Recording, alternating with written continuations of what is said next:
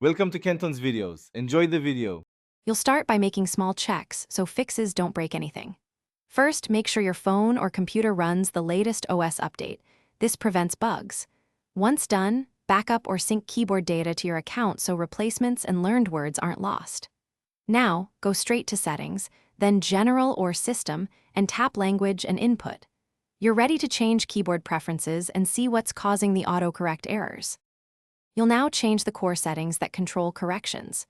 Turn autocorrect off temporarily to observe raw typing behavior, then modify auto capitalization and spell check to match your style.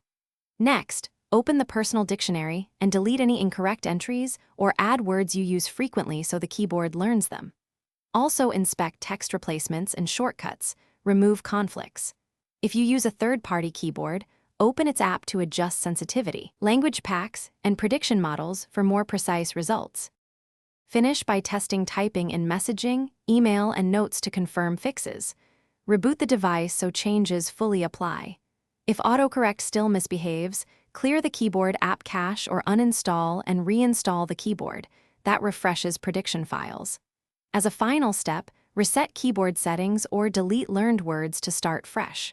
Troubleshooting tip: if problems continue, switch to the system keyboard and disable third-party keyboards to isolate the issue before considering a full device reset. Thanks for watching. Consider subscribing if we helped you.